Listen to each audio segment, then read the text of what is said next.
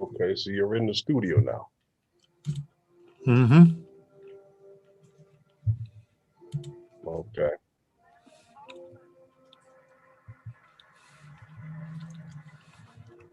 And we're live.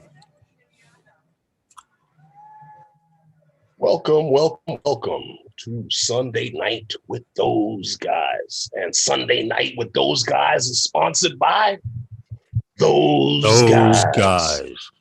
What's up? What's up? What's up, everyone? Hold on. I'm just getting going to control room. What's up, Flyby Guys? Welsh Rob, Recovery One Drones, UFO,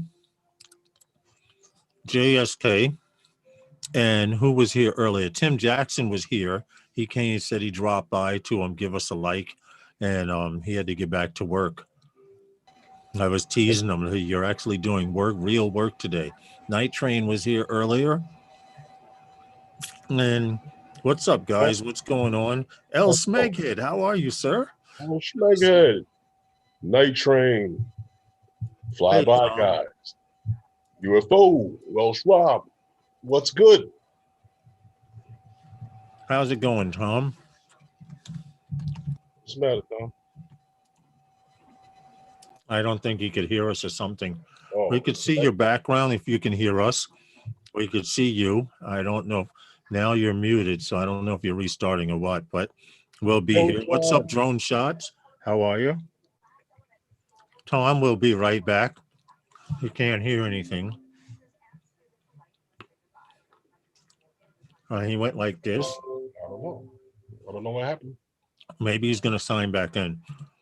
I'm sorry, I'm so rude, but I was chewing it.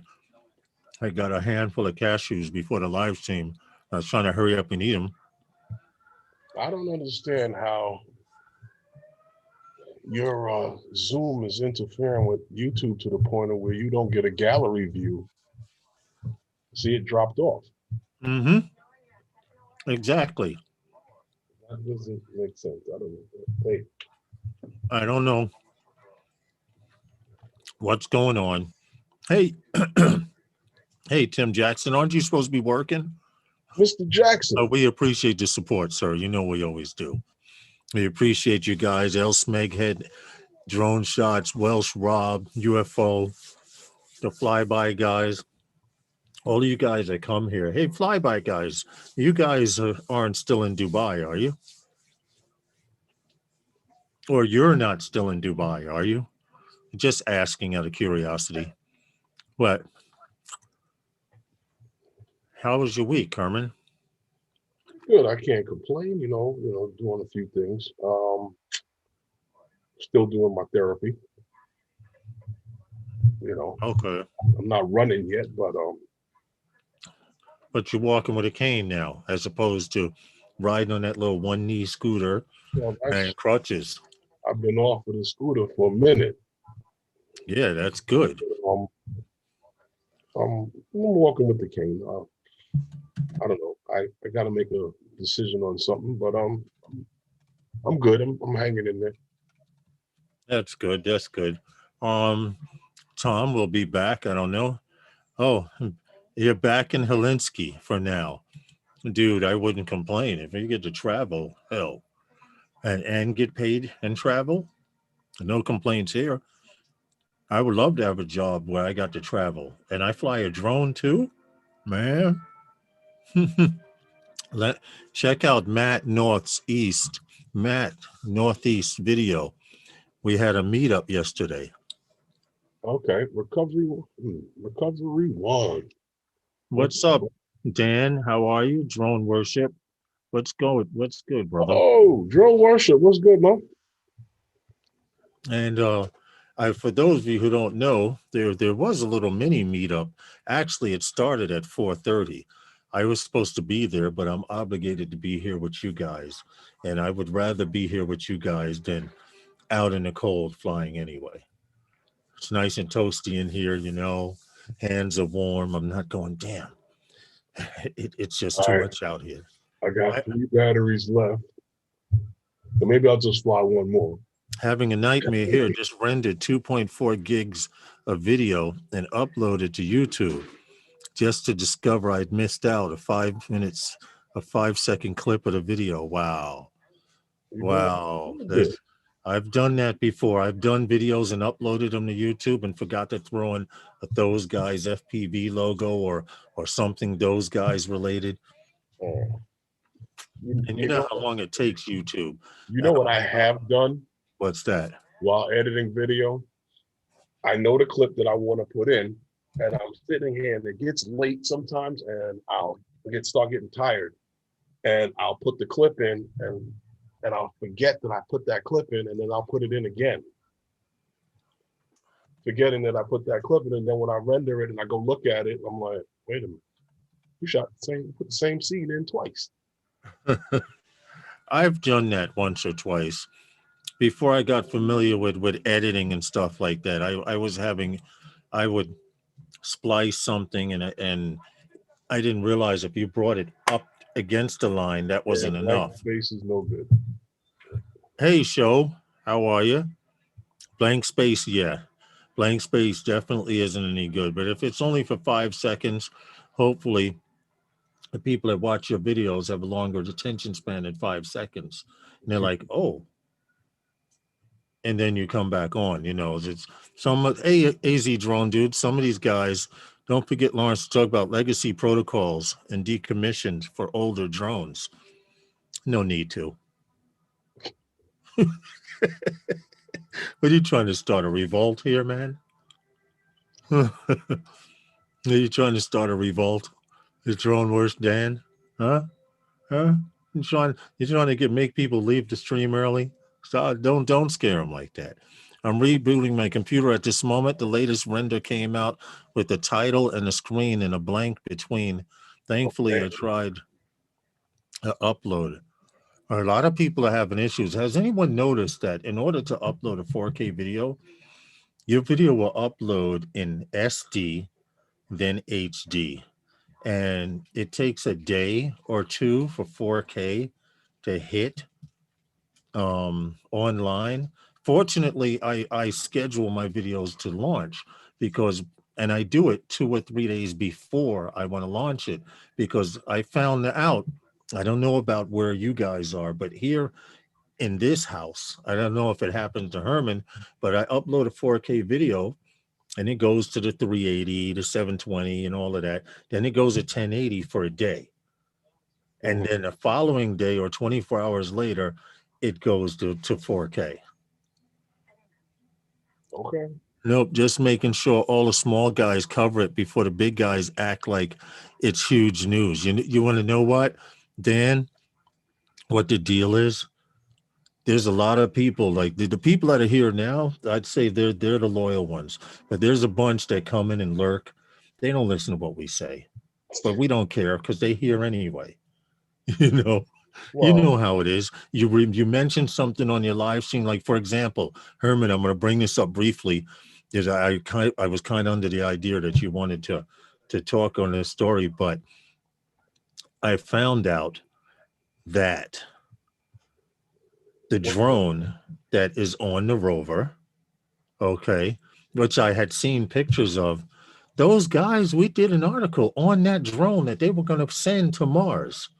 Now think about it. That was about a year ago, maybe a year ago, maybe a year and a half ago. We did that, Herman. I don't know the exact date, but we actually did a story on the drone itself, and they had video footage of it and CGI and all that stuff, and no one paid us any damn mind. Now everyone's saying, "Oh, the drone that's on rover." Brant Aerials, how are you? Drone shots, flyby guys. What does he say? Oh, 4K rendering takes over 24 hours now. It never used to. It never used to. The flyby guys. I remember a time. Have a video. If I upload a video, it's going to be uploaded more than 24 hours before it's going to release. That's why I try not to schedule videos before the live stream. Yeah. I always try to schedule at least 24 hours after the live stream, because what YouTube will do, YouTube will recommend or push the very last video that you've produced. whether it be a live stream or a video. So if you put out that video and then you come out with a live stream like 10 minutes later or within that same day, then the video that's going to show up recommended is your live stream. Hey, Dan, I see what you're saying. For those of you, I'm going to read it for the ones that have bypassed. But for those of you guys who don't know, the past 2 years, they've been doing GPS modernization and getting rid of older protocols. Unfortunately, some of our older drones use those protocols. This is true. This is very true. And it's for that reason I still love my Mavic Pro, because my Mavic Pro didn't know about Lance. It knows about Lance now, but the older drones like your Mavic Pro, you're talking drone worship, you're talking a year and a half, 2 years back. I don't think they have to worry about the new stuff. All of that software is written in the new stuff. So when they do a firmware update, you'll be broadcasting remote ID, whether you know it or not. I'm pretty sure. What's up, Tom? Hey, gentlemen, how are you? Hello, everybody in the chat. Okay. We were, I see you're in your sound studio now. Yeah, some technical difficulties. You know, technology is good for two things. Either doing what you want it to or frustrating the shit out of you when it doesn't do what you want it to do. So, Dan, you're probably right on that. Huh? You know what Drone Worship just said? It's probably what's right. up, Tim? Hey, Rob, how are you? That would make sense. You have 10,000 subs. A lot of things. It'll take 30 minutes for 4K. I do remember 4K taking anywhere from a half hour to an hour. Now, what is that for rendering in YouTube? Russell, yeah, if you upload 4K, you gotta 24 hours now. You gotta schedule your premieres. See, that's what they want you to do, because it also gives them a chance to scan through your video really quick. Well, you know, to really put an end to the dispute here, you got a choice.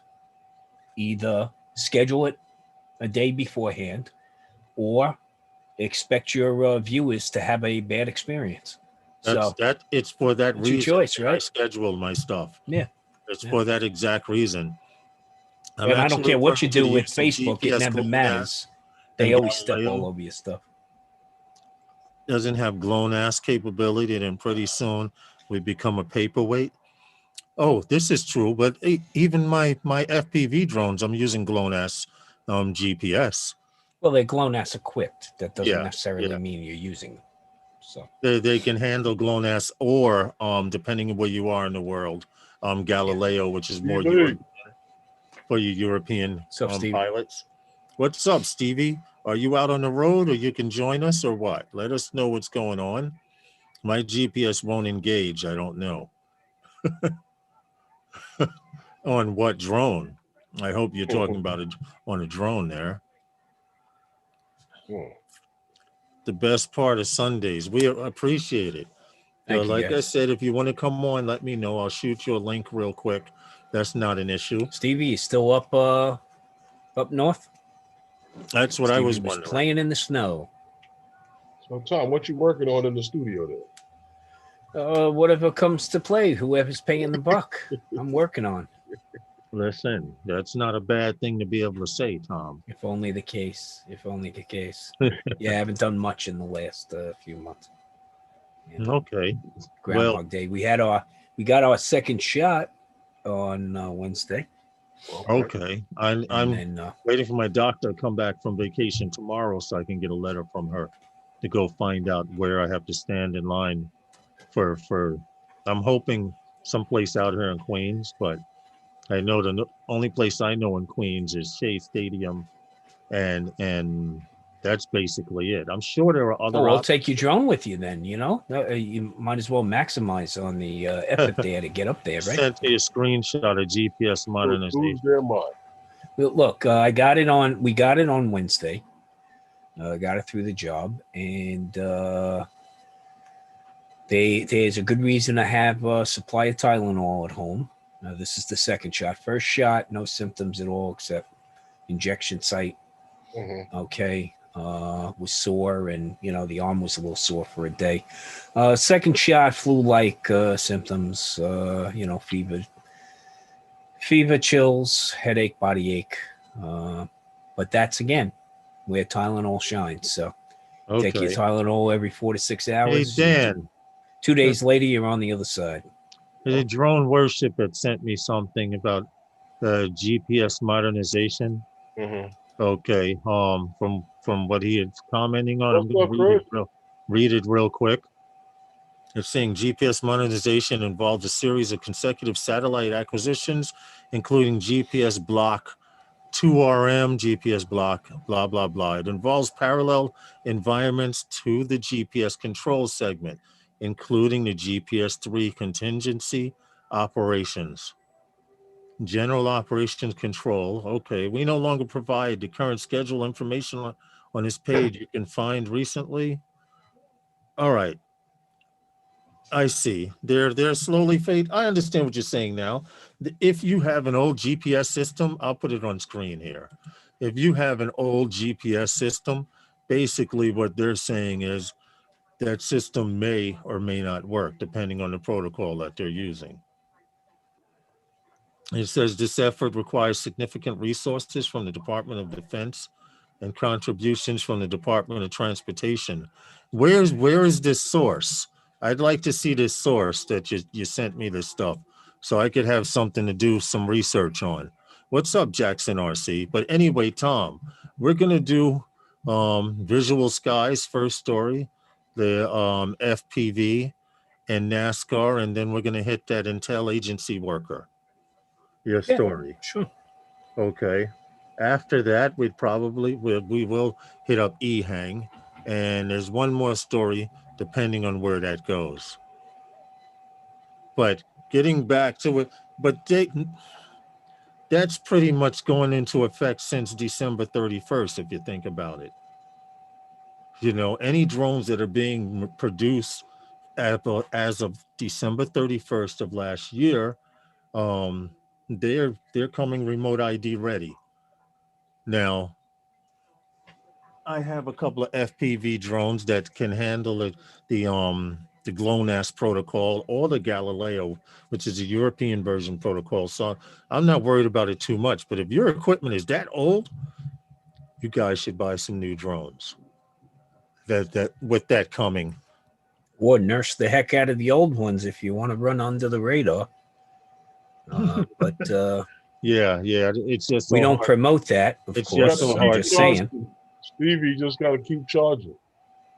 What he said, Tom, there's not enough batteries for landscape photographers in New Hampshire. You're supposed to have a portable charger, Stevie.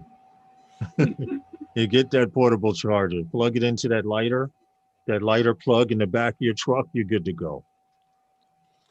New Hampshire is best GPS.gov. experienced, Stevie, every season of the year. That is one gorgeous state. Every season of the year, it's got something to offer. Imagine how green that place is, Stevie, when it's not as white as it is right now. Oh, I could imagine. I can only imagine. That's Okay, I see. That's part of the reason why it's so white right now. Yep. Yeah, but it must look really nice up there where the trees are. I'm going to bookmark that. Yeah. Bookmark this GPS.gov page What to do some more. All that nice white snow is going to do for that greenery when it's time. Oh, yeah. Oh, yeah. Untouched, maybe trampled over a little bit, but definitely untouched. Almost never.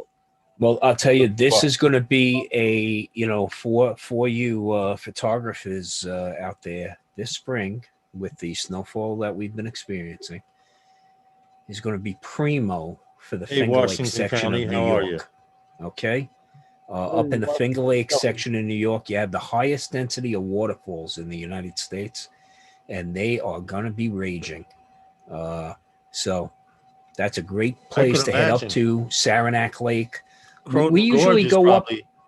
We usually stay at like a Residence Inn in Horsehead, New York, and this way we can bounce between the different Finger Lakes and the falls that feed into them. But you just have to set up your Latin longs in your GPS and your Waze app, and just bounce from one to the other to the other. It's just amazing stuff up there. Gorgeous waterfalls. I've never been up there. I've always seen pictures, but I could imagine what you're saying because of the fact when Herman and I, thank you, El Smeghead, for the super chat. It is not still snowing in New York, but we're supposed to get west of us and north of us. They're supposed to get snow. Yeah, we're going to get tomorrow- mainly freezing rain. Yeah, we'll get the freezing rain. When you go to your car and there's a whole sheet over your door, and you could lower the window and it's still a sheet of ice with the window open. Not like what's happening out in Texas. Cloud Quadcopters, how are you? And welcome to And our hearts go out to guys. anybody that's out there. Hey, Drone Worship, have a great evening, bro. All right. You out? Yeah, he's got to take off. Go. He's got to take care of some business. Jackson RC says he's doing okay. We appreciate you coming in, and we appreciate everyone coming in. And El Smeghead, the super chat, we appreciate ever so much. And hit that thumbs up button, guys. Appreciate that. Hit the thumbs up on the way out. However you're going to do it. Now, YouTube added something new to creators that are monetized. Okay. And in 9 minutes, I'm going to test it out and see if it still works. They've given you the option to insert a commercial during certain times of your life. Bathroom break? Well, you have to know when to put it in because okay. Yeah. I don't there are a few people that put them in quite often, and then it becomes a pain in the behind to people. But anyway, I figured we get to the first story. Hey, Hugh, how are you? What's going on? What's up, man? And the first story is by a company called Visual Skies. Now, a lot of you that are into 3D mapping and stuff like that, this company started out with 3D mapping, and now they've advanced to the point where they're helping in the history books, they're helping in rainforests, they're helping in parts of the world that they never thought this company would be helping in. And they use their main machine they use is the DJI M600 Pro. And they also use the Inspire 2 Pro Series drone to do this particular type of mapping and stuff.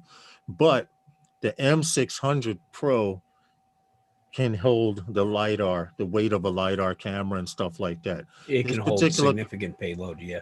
Right. This particular company, Visual Skies, they are doing 3D mapping in rainforest, undiscovered places. They also can create a virtual reality situation for training and stuff like that, because I didn't know this, but you can use LiDAR, which is a series of lasers, to see through tree canopies to see what's down below in the ground.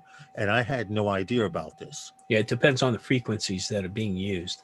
It's a multi-spectrum laser. And they were saying how this company, Visual Skies, is actually helping discover parts of rainforest and terrain that lost cities, basically.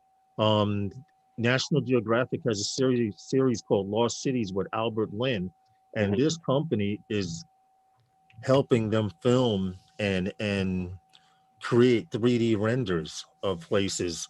You ever see that there's a commercial, they show a photographer and they show this ancient tower being built from the ground up virtually? Well, they do that kind of stuff. Yeah, reconstruct and deconstruct using layered 3D imagery from LiDAR. Yes. Well, LiDAR is the supportive technology that helps make sure those scans are as accurate as they are and are able to stack them and create that imagery. Well, that's part of the same process and what they were going to use to rebuild the cathedral when they had that big fire and stuff like that. They only say the only problem Visual Skies has is we are clambering up 4,000 meter mountains in Peru with heavy drone equipment. Yeah, you got to backpack that stuff in. You got to pack it all in. Once they get up there, it's fun, but then they have to pack all this stuff back up and haul down. But if you want the big bucks from National Geo, Nat Geo, and the BBC and stuff, this is the kind of stuff you'd have to do. Well, you got to do it regardless of wherever you're shooting. Yeah. Well, think about those documentaries okay, going up to Everest, okay, and they show the summiting of Mhm. Everest. What they don't show is the camera crews that are also summiting Everest. Exactly. Right? They never So, show. They never show that, Tom. You're 100% right. Because they were just what is this whole you were just crew saying? that's up there, Huh? the Well, whole crew that's up there. people always ask questions. Now, I'm not even going to bring up the moon shots and all of that. That we're not even going to get into that. But people ask questions. How do they show these guys in these vast places? And usually it's with it. Before it used to be with a helicopter. But the problem with a helicopter is you couldn't get too low, and it would scare away all the wildlife in the area. And now with drones, and lidar and stuff like that, it's an infrared and etc. All of this stuff is highly possible.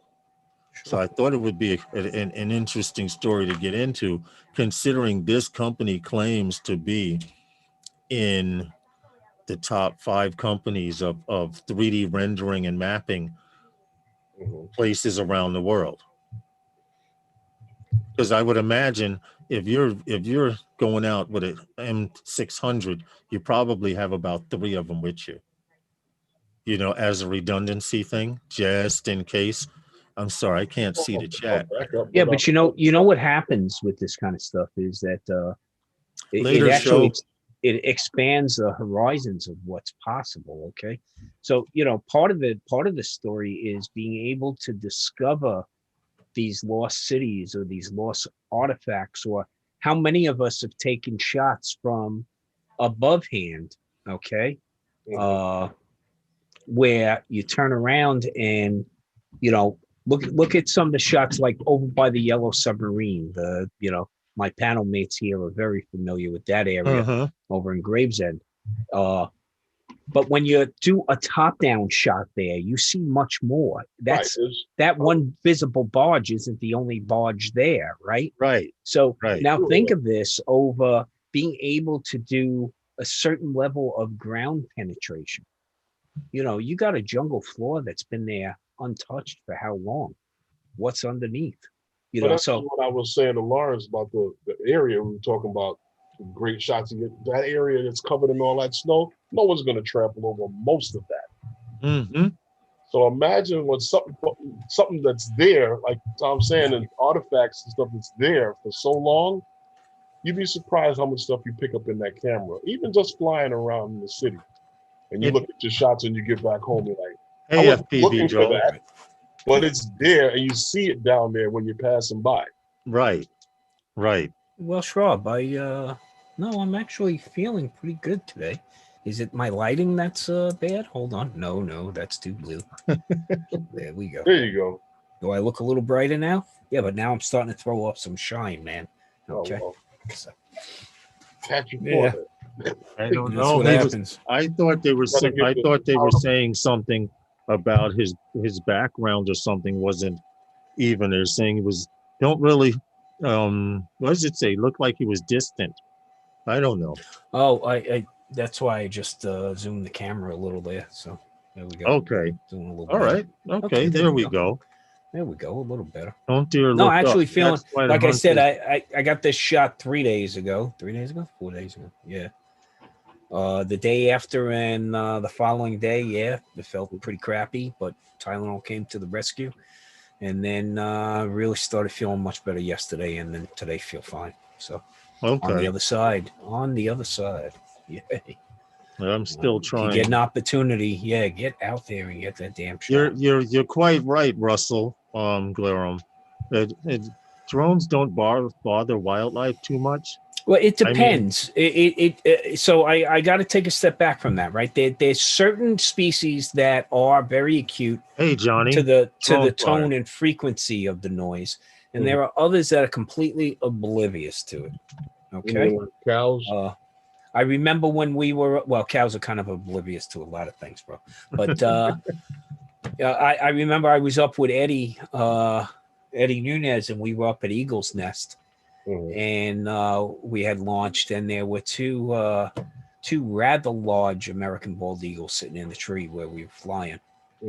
And the second we turned on those motors, both of their heads craned towards us. And after we took off, you know, it was a matter of did we chance it or not? And of course, you know us, we're five borough folk, and so we put them up, and they watched us. They maintained situational awareness at all times, but they didn't come after us because, you know, they were in the trees. They were sitting above the Delaware Water Gap there, you know, doing some fishing. So, You know, I've Hey, experienced ABQ. that a few times, Tom, flying upstate. When I went to camp with the team, I flew at both of the camps that we went to. Yeah. Like the hawks and stuff, like those birds are pretty. They'll sit in the tree. They'll circle around the area, look around, but they know what you are. Well, they don't know what you are, but they know you're not a bird. Right. And that's happened at High Bridge. They have a tower there that two hawks live in. well, yeah, the key It's is also happened, if you remember, Herman, we were up at Croton AMA Field, and from where we were, there was a hawk sitting in the tree. Now, unless you looked really, really hard, you didn't see him. But he just sat there and he watched us fly and watched the drones go back and forth. And then when he got bored, he left. well, you know what it is. It's where we took off. We saw Hey, these Darryl two Hickman. eagles sitting in the tree. Where we took off from was nowhere near their nest, apparently, and so we weren't a threat to that. Okay, Right. now, okay, other side of the coin. It's flying off of I think it's Route 202, right south of Bear Mountain Bridge on the eastern side of the Hudson. Across from us is Iona Island, okay, and I had taken off of there's a basically a viewing spot from there, a scenic overlook there. Just took off from there, and you know what's wild is when you fly below your takeoff point. Okay, you got to really pay attention to your altitude and maintain visual line of sight because now you're below your takeoff point. And we went down towards the Hudson.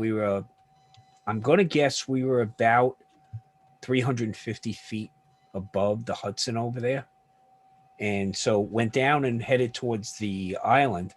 And then we heard some helicopters coming. So we were coming back because West Point is just north of the bridge. So we started heading back.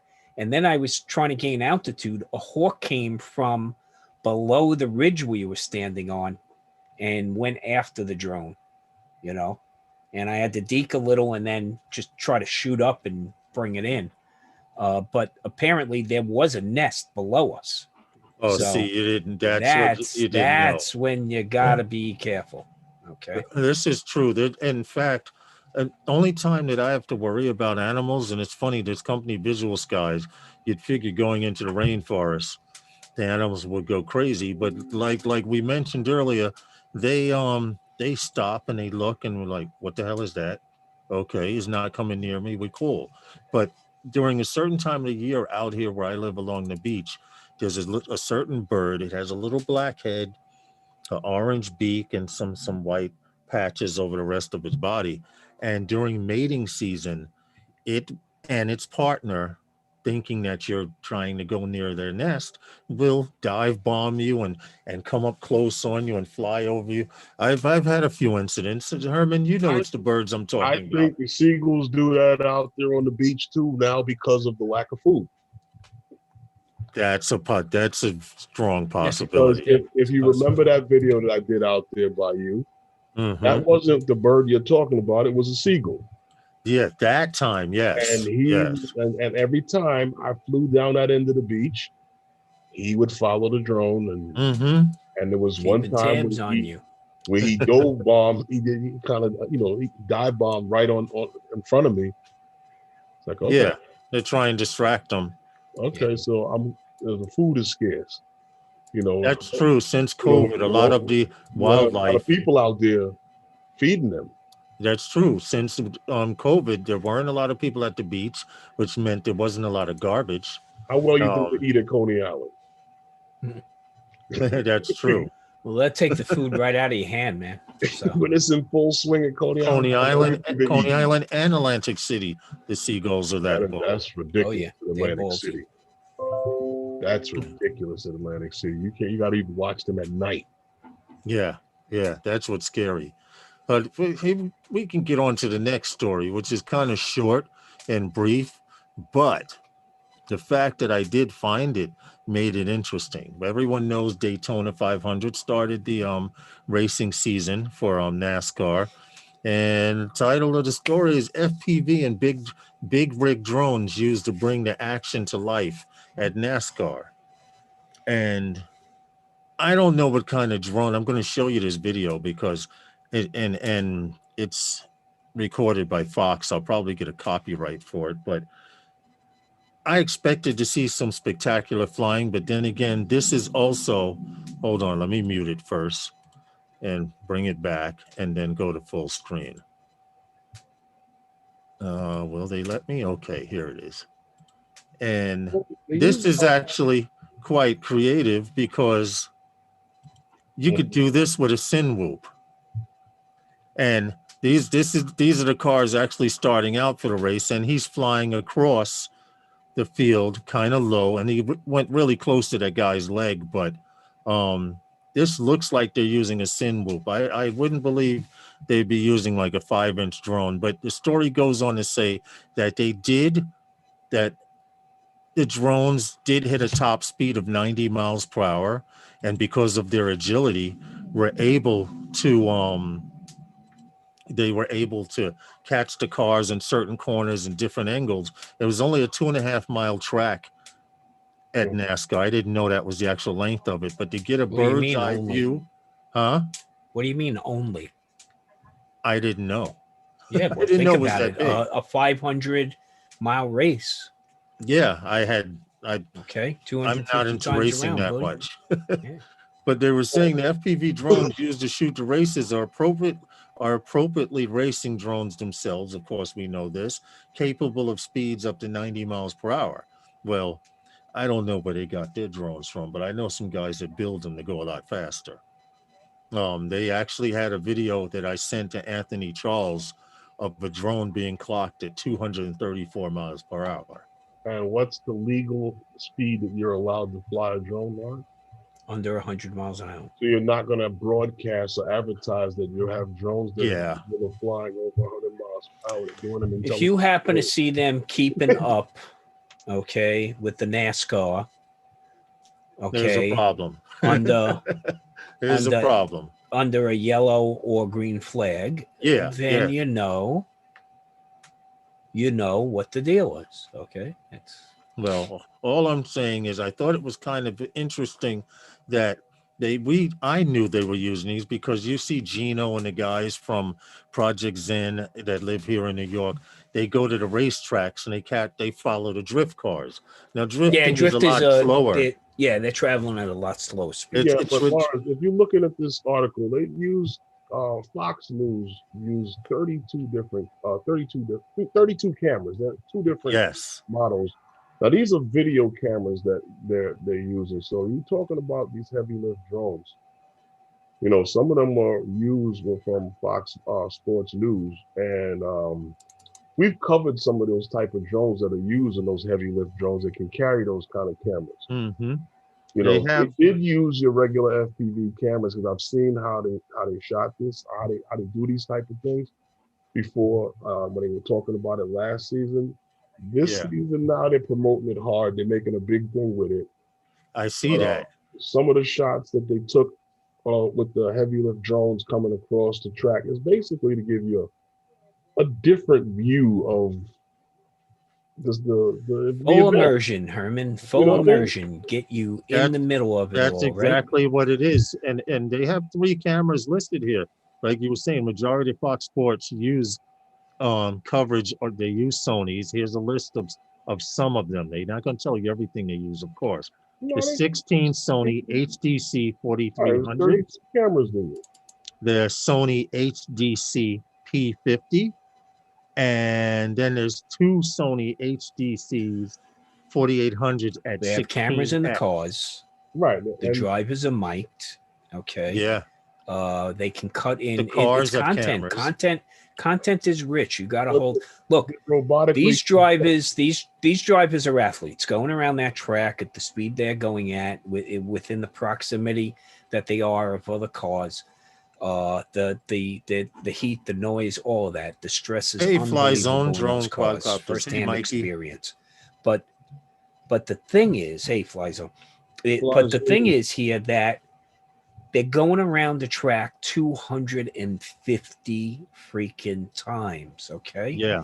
Now, when you're in the vehicle or your pit crew or support team, it's full on energy for all 250 laps. If you're sitting on a freaking couch drinking a beer, they got to hold your attention, right? Yeah. So Yeah. that's Of where course. this angle, that angle, that, think about probably at NASCAR, they're probably close to 6 to 8 broadcast trailers set up. I could believe that. That And makes a lot of then sense. just the, to think about, Herman, the NFL sports, right? Think about the control room that director has to make his decisions on, cut to camera Z, cut to this camera, cut to that camera, right? That's going on constantly. So they're adding in all these different points of view. So Herman, I got a question for you. Yeah. When do they put the GoPro Hero 10 session inside a linebacker's helmet? Okay. So now you can feel, forget about fantasy football now. And then they're going to sell you an electric massage seat you put on your fucking couch. So that when you're watching the action, it rumbles you, pokes you in the ribs. You got to figure out a way to stop that camera from flashing out when you do have when they get hit. When you take the concussion sustaining blow. Well, yes, this is true, but Tom accidentally hits against something else, or I wanted to. It's funny you mentioned that, Tom.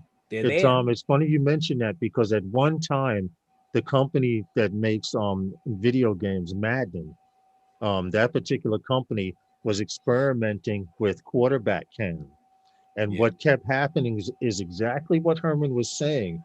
If the quarterback got hit or that helmet got hit too hard. Now, the objective of this mode was you could play as the quarterback and through the grill, see the men as you look left and right and get that immersive experience. Yeah. But they could not come up with a camera it's rugged around the enough corner, to man. handle a G-Shock capable. Yeah. It's around the corner. Hey, Michael Blade, how are you, sir? But I was. Do you know? But the problem with that is, do you know what happens as a result of that? We just become more sedentary, dude. Because we're just vicariously living through this thing. It's the camera, the helmet actually making the collision. It's the jostling. Yes. But think about it. They're already doing it with Formula One. They're doing it with Formula One. They're doing it with NASCAR. They're putting you in the driver's seat now. And on top of racing for quite some time now. Please. Cameras. What we watched Unbox Therapy with the chair, right? With the tarantula chair. Right, but if you even look at like some of the road car racing and stuff, and it was sports cars, some of the 24-hour, the 12-hour races, these cameras are in the cars themselves. On the back spoiler, they're all over the place. They're all over the place, and those cameras go right to shit once that car crashes. Yeah, but see, they have the budget for that. But you know what? You know who made this all happen was X Games, bro. X Games. They were the first, right? When you really think about it, when it came to the sports and giving you that full immersion, it was really X Games who dove in. You're right about that because they first put the skier on the skis, following the guy, the snowboarder, the outlaw sports. Remember the skateboarders, the snowboarders, the BMX bikers. That's true. Now those are all mainstream. Okay. Yeah, and what are they using to keep up with these guys? FPV birds. Now, absolutely, because FPV birds. Now, just a really quick touch on this topic. It has not been confirmed. Do not quote me.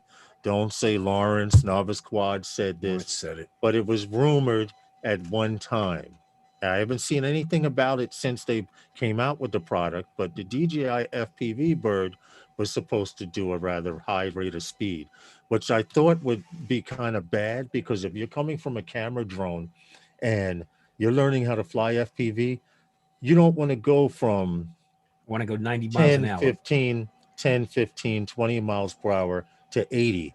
In fact, I did it with this bird. Yes, I when do. I first got this drone right here, it did 75 miles an hour, and I was just learning how to fly FPV. I had to slow it down, okay, because I was scared. Now I've tuned everything back up to its optimum speed. But can you imagine someone coming from flying a camera drone and going 20 miles per hour in sports mode, or 15, 10 miles per hour, 5 miles per hour, and then having to do 50 or 60 or 70 miles an hour? That I'm would looking be for the 60, 70, 80, Yeah, or 90 miles an hour. Okay. Yeah, I can see that. I'm a Now, speed junkie, dude. my question is, they haven't said anything about it, but it was rumored High that rate the of drone speed. was supposed to do 90 miles an hour. High rate of speed. Hey, sorry for all the annoying in and out with the camera. First, I get Welsh Rob that says I look under the weather because I'm so far away. Okay. Then Michael Blade says I got a different camera Hey, angle everyone. tonight. Why are you listening? Okay. I'm just futzing with the shit out of this rig over here, just trying to get it right, man. Sorry. Yes. Not when did we do the story with the handheld FPV joint? Wednesday. Oh, that was right? just that was on Herman's the Yes, other yes. day. Fly Zone. I was talking Mike, about that. Yeah. we were just doing we just did a story on that, where they are trying to come up with some kind of controller. You put it in your hand, and when you want to dive, you go like this, and when you It's want to turn, you basically go like that, etc. Right, like a yoke joystick type. I'm Right. interested to see what but comes out. I want the missile release button though on top. I want the flip up. Oh, and you then be remember? able to You remember pull the missile? trigger. You remember Missile Command, the game? Oh, absolutely, man. Come on. I We can hook used that to up for you, Tom. I used to rock that game, man. I love that game, seriously. Okay. Well, the fact that they're finally making it known that they're bringing FPV to NASCAR, Thanks. I'm Welsh Rob. surprised, because with all the cameras that they use, I think what they use 40 something cameras, 30 something cameras, they hadn't thought about it before the X Games. Honestly, Tom. Well, have bumper it cams. was a lot of things going on. Traditional sports was traditional sports, right? If it's working, why change it? Where X Games was just out of the box completely, right? Yeah. Covering sports that others wouldn't, and then covering it from different angles because it was a different crowd you were promoting this to. Okay, This they is wanted true. to be fully immersed. And now who are we today? We're wearing freaking goggles in our hobby. Like that doesn't mean, we want to be fully immersed in what we're It's doing true. today. It's Okay. true. And now you look at the popular shows that are on, National Geographic, right? I was just watching the Red Bull Air Force, base jumpers, wingsuiters, right? Yeah. So what do? They put one guy in the Red Bull wingsuit, and the other guy has And a yellow 360 wingsuit. cam on his head. He's got an Insta 360 1R. Yeah. The 360 mod, right? Hanging down from his chest. Then he's got, of course, a couple of cameras on him. And he's got a guy who jumps off He's 5 got a seconds chaser. after him. Right, he's got a chaser. Who's flying down this ridge. They were in South Africa. And they were at the Devil's Needle, and they were base jumping off the Devil's Needle, and they had to wait for the clouds to pass by them because they had a whiteout. Well, truthfully speaking, the NFL films 100 years ago mic'd up players. Oh yeah, give you that effect of being on the field. The NFL zone, right, Herman? When remember NFL those films. videos you lived for, right? To because those behind the NFL scenes. Films is actually who was behind all of that. Yeah. And they have a separate division that did that, like I said, about 100 years ago. They started doing that to give you that feel of being on the field. Now it's come, down to cameras and stuff like that. But that part with the NFL is still a little bit of ways. But they've been using the cable cam, Herman, and stuff like what you're talking about, an actual putting a camera on a specific car. When you start doing stuff like that, it's coming down to contracts, how things are worded. Why is it going to be on this car? Well, And, you know, no. There are cameras on And- all those cars, Herman. No, Yeah, I now. know. Now. Now. Now. Yeah. To Yeah. implement something like that, But they didn't game, see. these guys had to see the need to have something like that. And you know, how do we evolve our sport? Now, and NASCAR might have wanted it, Give me a but sec. it all comes down to whether or not the drivers are going to be are going to go with this. This has to be talked about. You know what the big problem is today with Major League Sports as a result of the COVID situation, with the limitation of fans in the stands, is you hear a lot more of the players, okay, when they're on the field. That's true. Then maybe the mainstream media wanted you to hear, okay. Especially we were watching tennis, okay, the Australian Open, and a player misread a volley, and of course, you know, the magic words came out. At a golf at a recent golf tournament the other day, a guy sliced the ball. You know, we're talking about a top end pro here, and he was like, "You fuck," and you know, number one. What are you going to do? You're not hearing Baba Booey, okay? Number one stress in the gallery right now, but you're hearing the players, actually, the athletes. Well, you see, you know, it's funny that has made boxing so much better now that you can actually hear the trainers talking to their guy in the ring. Yeah. Whereas that before you heard a lot of noise and the fool behind the mic telling you and why that you're not seeing what you're seeing. Yeah. Sent you guys a because of message. MMA. That's why. Okay. No, I'm saying as far as you got more audio coverage with MMA, more video coverage with MMA. They brought you into it, and then you can boxing hear it now because of the crowd not being there. Whereas that before, all you heard was the crowd noise and the guy at the commentator telling you that you're not seeing what you're seeing. Right. This is true. And anyway, we have to move on to the next segment, which I'm glad you wanted to discuss, Tom, because I have mixed feelings about it, about the story. So let me summarize. Yeah, let me summarize the story for you. So it was reported in Defense One that an intel agency worker, when I say intel, I don't mean the company Intel. I mean government intelligence worker, pushed his own drone company. So this individual works for the National Geospatial Intelligence Agency, and the agency's inspector general found one of its employees access classified and proprietary data, trying to cheat competitors, basically. Okay. He began making inquiries on certain contracts, and then also turned around and started reaching out to individuals well above his pay grade, trying to get the contract, right? Lobby and get the contracts pushed. Now, I am at in the twilight of a 40-year career in government, and I have to fill out in my position. Twice a year, I have to fill out a conflict of interest board filing with the city of New York under Chapter 26 of the Administrative Code.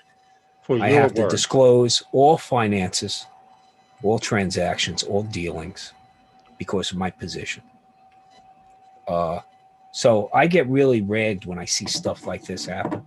And not only that, I have under the conflict of interest guidelines, I can't go to work for some of these companies I've had dealings with for the remainder of my life because it would provide them an unfair advantage. Okay. So, you know, even if I recuse myself from working with a particular vendor, if I was instrumental in the design, specification, or awarding of contracts to that vendor, and I walk out tomorrow and I go to work for that vendor, I can be fined. Yeah. Okay. Yeah. So this is what galls me when I see stuff like this. I mean, dude, you know you're doing the wrong thing. Right. It's clearly evident you're doing the wrong thing. And in cases like this, and he this is guilty. when we talk about, when people say, with all the political stuff going on and you want to drain Washington, you want to, deep state, all this other crap.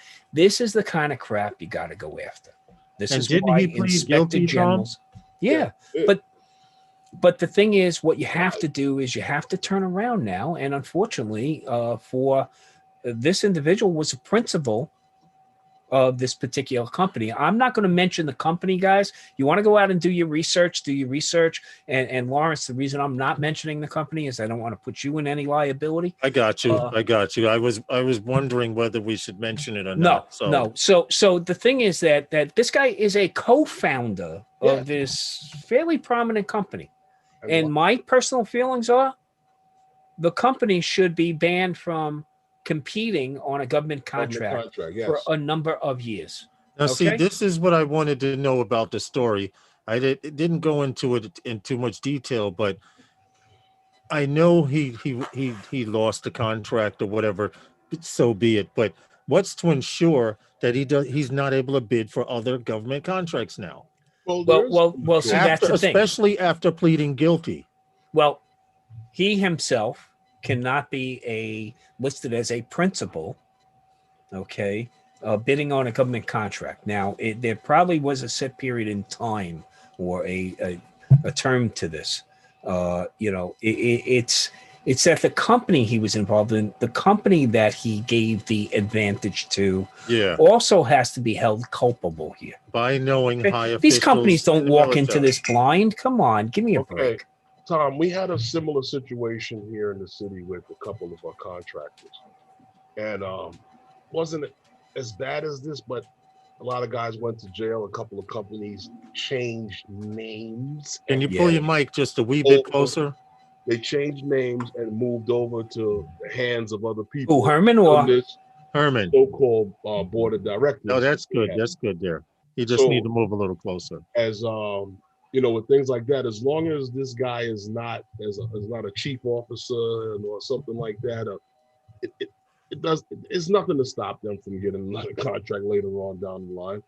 Because, like I said, we had an incident like that here in the city. Guys went to jail behind this. Companies changed names. Years later, these companies have now got contracts with the city, doing work with the city again. So just by a name change. And that's the thing, and that's why it's really important. And I know you say, well, all this oversight. You need a measure of oversight so we don't pay $1,000 for a crescent wrench. Okay, you need this level of oversight to ensure that when there is a competitive solicitation out there, where you're looking for the best product. Okay, if somebody's cutting corners, this is just a question I'll post to everybody out there. If somebody, Stevie wants me to zoom closer. Stevie, I can't wait. I'm gonna have to get messing with the whole stream. Stevie, I'm just gonna have to get that zoom control. I know what Stevie's doing, but I had to move it for him. He's my bro. Okay,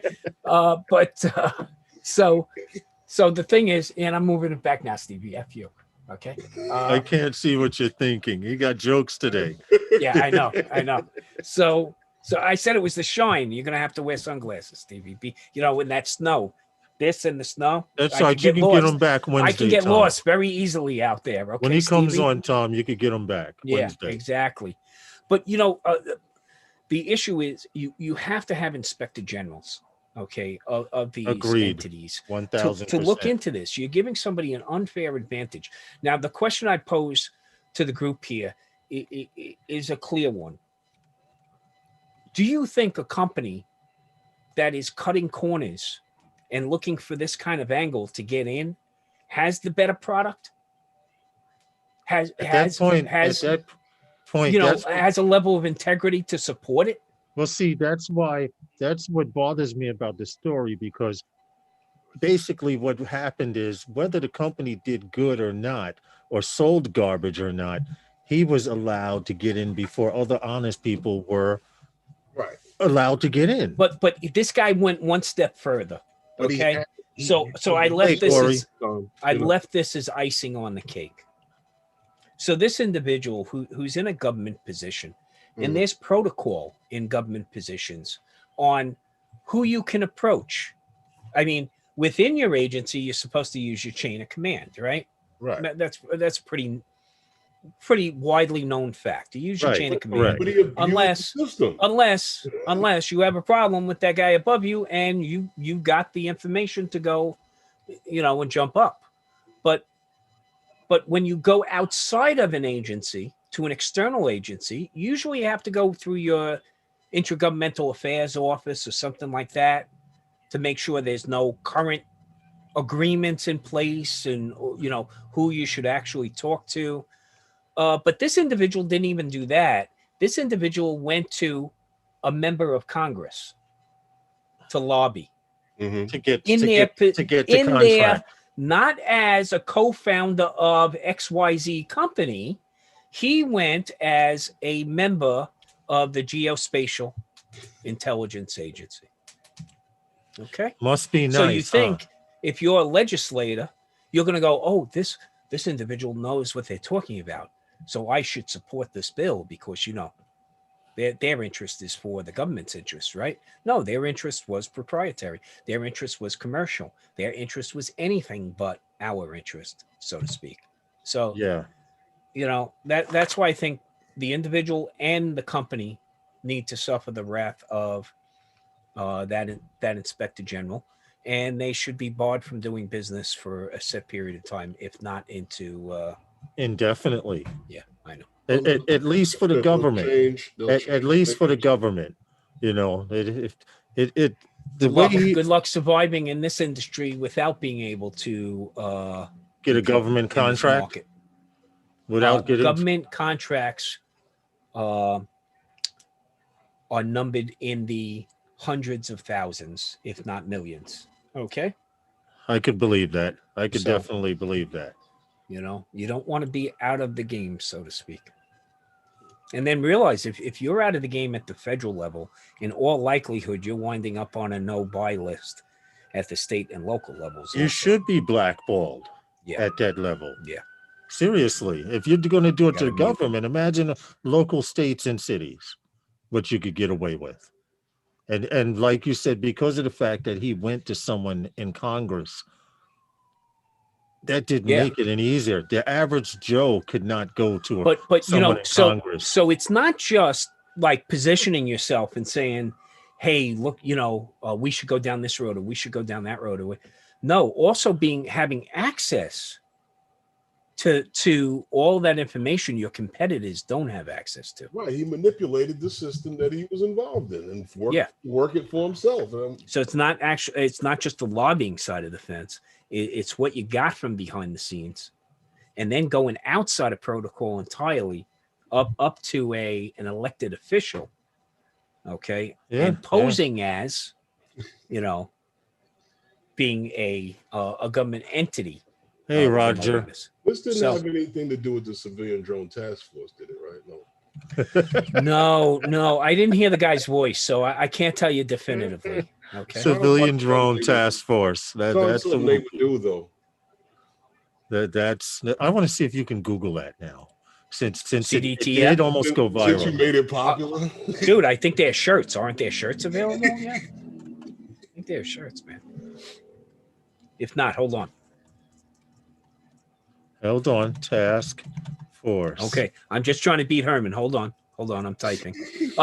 Okay. I now own the copyright, baby. Okay. So there. Got to pay royalties. At the click of a button, you are now a stockholder. There you go. There you go. That's how you do it. Hey, what's up? What's up, Roger? How you doing? Canadian Drone Hub. Wait. I got to go to GoDaddy and register that domain name now, right? No, my wife put me on a no more domain name list. So Oh, man. What's good, Roger? what's happening, Roger? How are you, bro? Yeah, so that's it on that story. It's just a level of integrity that you wonder.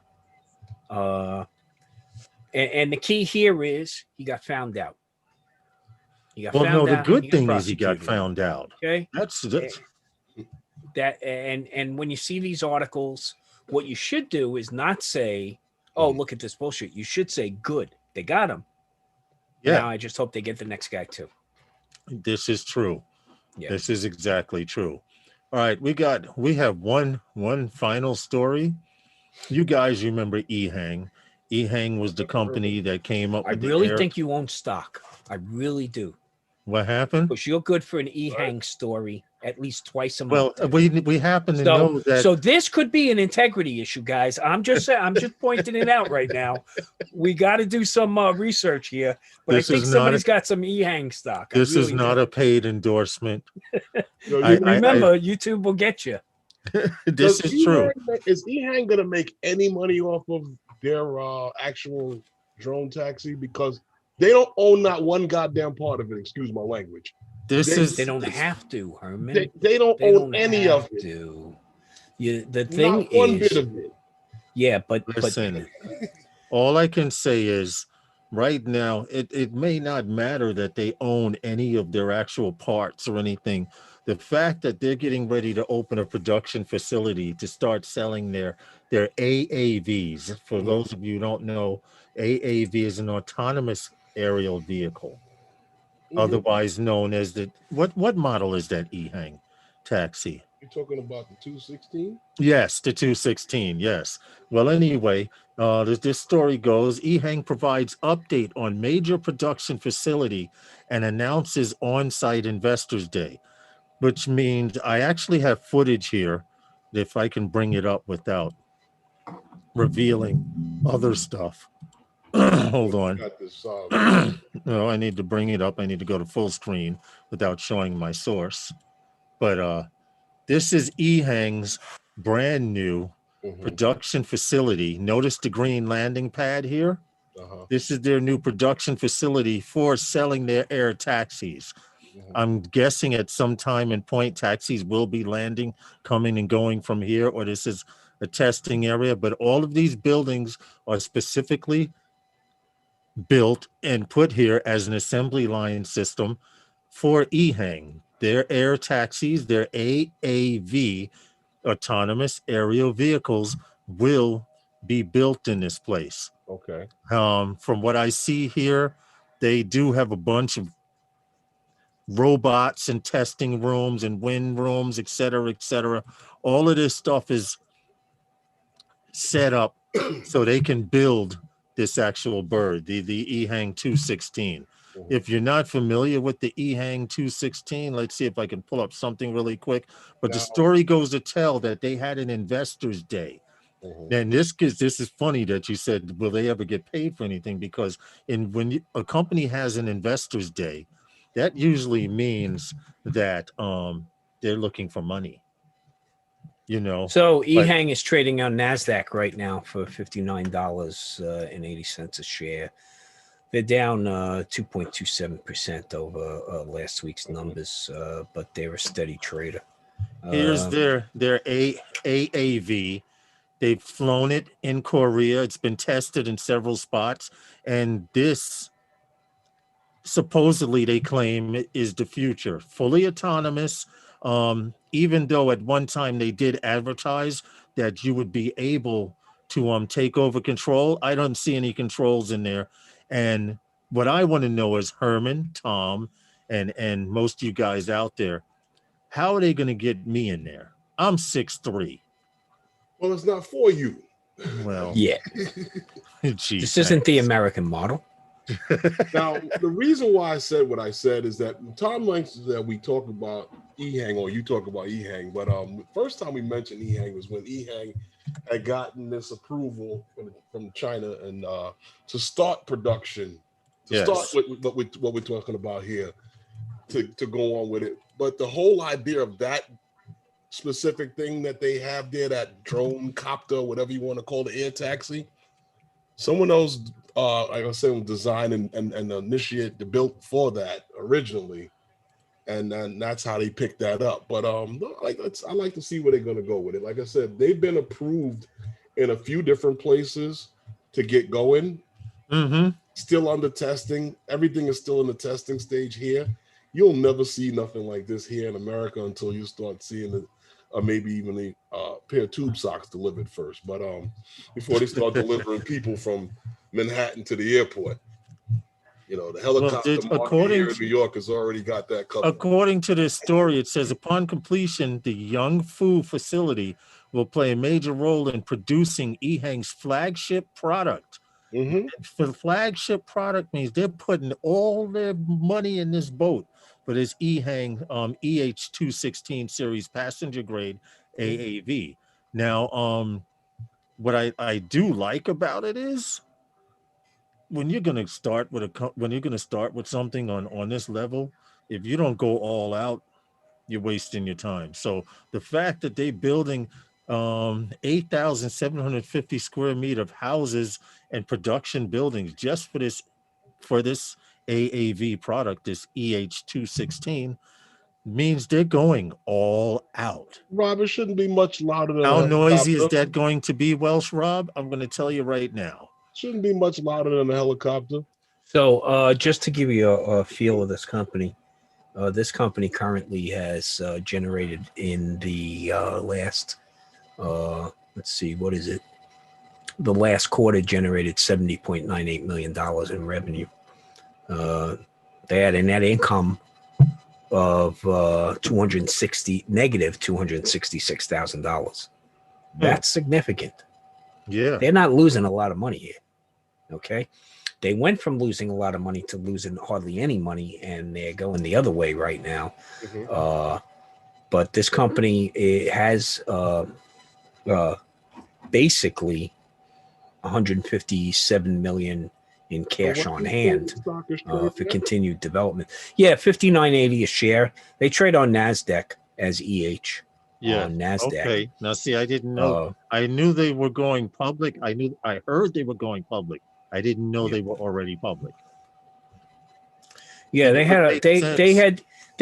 beat their revenue marks. I mean, for the third quarter in 2020, they beat it by 27.25%. That's pretty significant. And then they in the last 4 quarters, actually the last 5 quarters since 2019, they've consistently beat their revenue predictions. So, you know, they have the muscle to bring it across the line. Well, they are going all out, and as far as Welsh Rob, you're saying, are they going to be noisy? It's true they may sound like an average helicopter, but we actually did another story a few months back on how they're developing technology to suppress the noise of drones overhead by putting it's already happening with helicopters.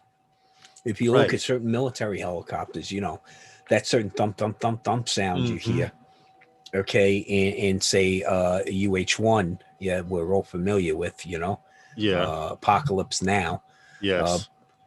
You're talking about looking at an Apache, okay, that has a completely different sound profile, okay, because that's a sneak in and make the hit and get out type of bird. That sounds completely different. That show Airwolf. Airwolf, it had baby. The silent mode. Yeah.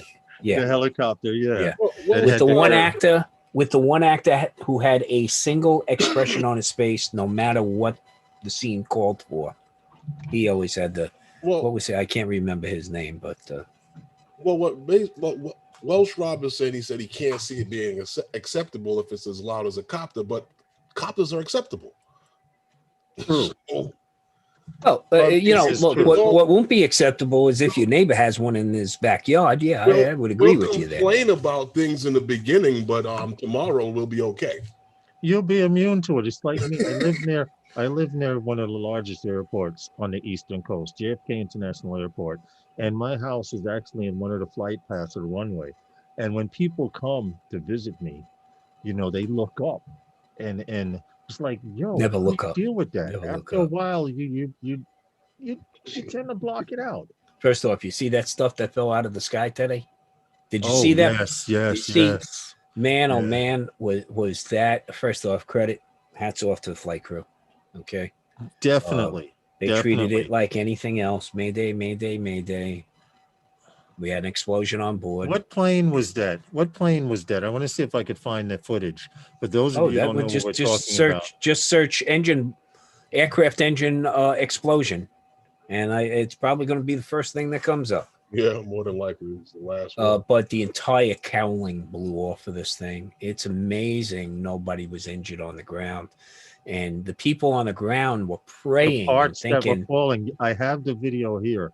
The yeah, parts they that were falling, thinking that the plane had crashed. So what a huge relief to them when they found I'm out the just plane letting the landed commercial safely. play through, and I'll load it up on screen. But for those of you who don't know, there was a plane flying over the United States that, well, it took off and the engine exploded. And basically, I'm loading it up now. I'm just trying to do it without getting too much of a But copyright. it's funny hit. you mentioned that though, Tom. But that's But goes the back planes, to the a lot of pieces were things. falling off of this plane and dropping in local neighborhoods.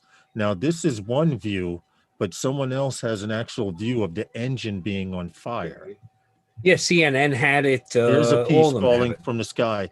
Now, these pieces are supposedly falling from the plane It as was it United passes. Airlines out of Denver. Had to turn around and fly back into Denver. Oh, wow. See, they just showed a picture of it. Hold on a second. I have to come back. Now imagine looking out your window and seeing this right here. Yeah, you got to think at that point That that is really, really, really an issue. Yeah. Well, at that point, thinking about it, if you're on the ground, you're thinking that plane crashed. Oh my God. The number of people on board that plane. Hey, ABQ. For those of you who don't know, ABQ Quadcopters changed its name to Quadcopters and Tech.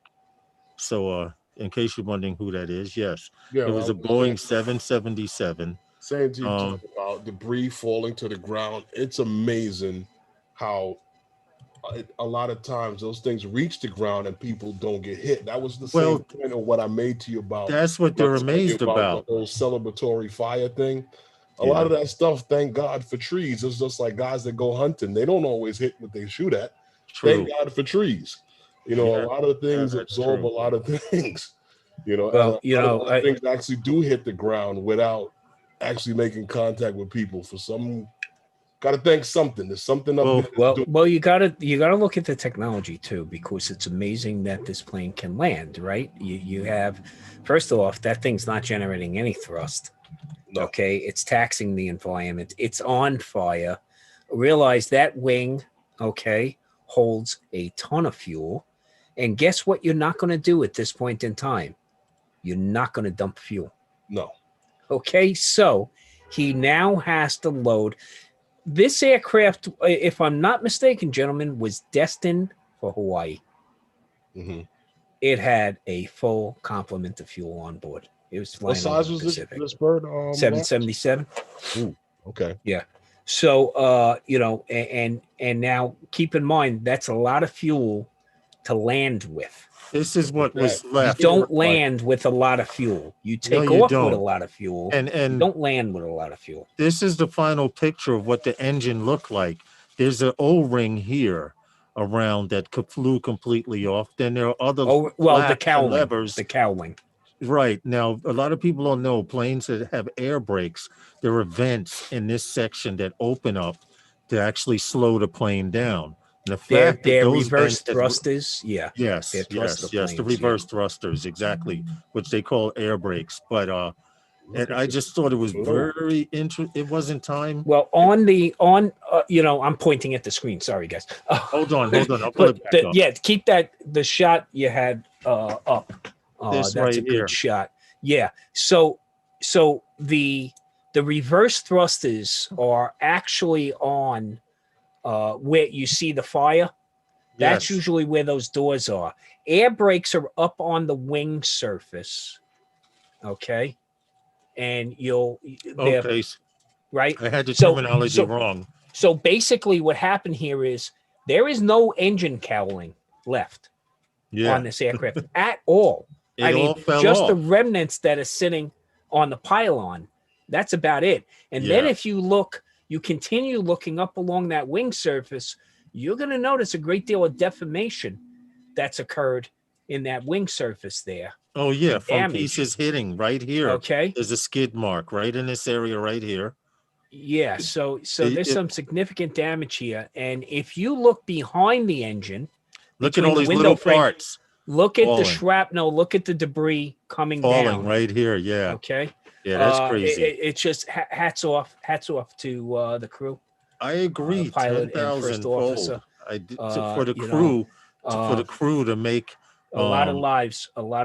I've worked, unfortunately, in my career, I worked a multitude of aircraft incidents. North Shore of Long Island, JFK, LaGuardia. I living out here on the peninsula that I do. A lot of the planes that go south from New York to Florida head out over the water. A lot of the planes that head over to Europe head in another direction. And throughout, I get them overhead. I'm in Glendale, so they're coming this way. You have the same. Okay, when you fog in over the Atlantic, she's coming this way. Right. And okay. My friend who used to live on 149th off of Lefferts and 122nd Street over there. Yeah. They call that South Ozone Park. Mm-hmm. He had a piece of aircraft fall into the swimming pool in his back. He had an above ground decked out swimming pool in the back. He had a piece of debris wind up off a plane.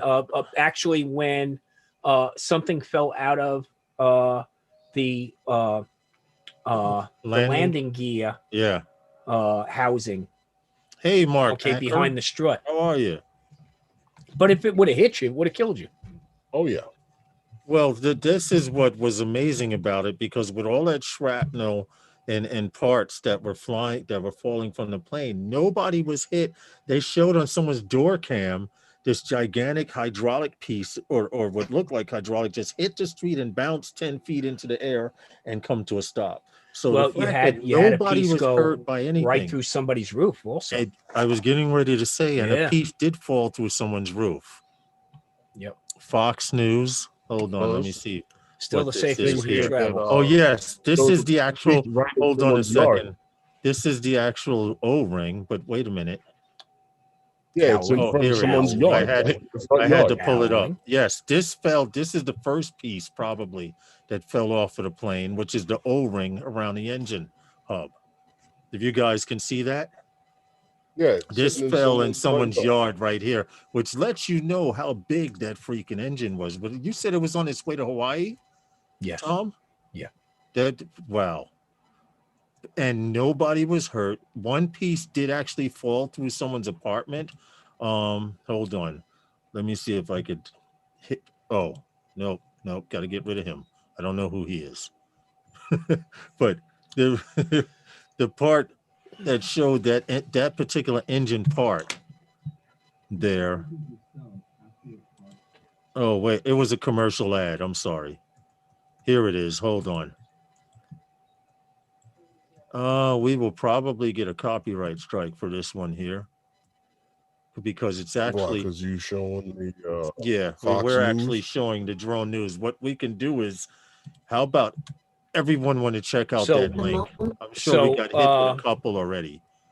So, Lawrence, you would definitely remember this, and of course, Herman, you would too. But in November of 2001, American Airlines Flight 587 crashed into Breezy Point. Mm-hmm. Yes, out here on the peninsula where I live. I remember that. I found an aircraft engine with the coming right off the nacelle, the whole engine nacelle and all, at a gas station a block and a half away, 3 feet from the pumps.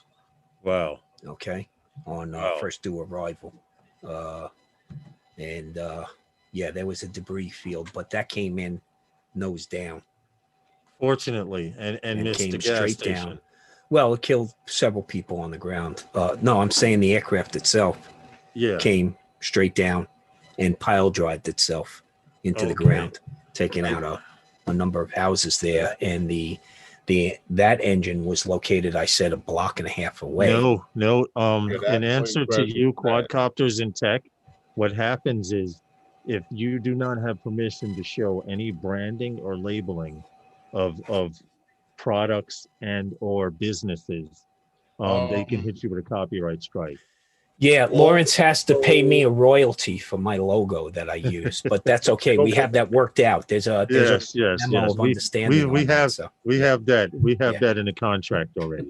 You can have those things. You just you cannot really broadcast You footage have that to was use it. that was already broadcasted on television. Right. Well, you have cannot to. You No, cannot but rebroadcast. part of your agreement in setting up the live stream is that you click on that, and if you're going to go show something from Fox News, The only way you can do it is is if you actually, under copyright law, you should be able to do it to some degree because you're editorializing. Right. Yeah. If you are and you have to Editorializing. mention I got this source from so Yes, and so, yeah. so and so. Yeah. Well, first off, as a professional photographer, please always provide attribution. Always give credit to the creator.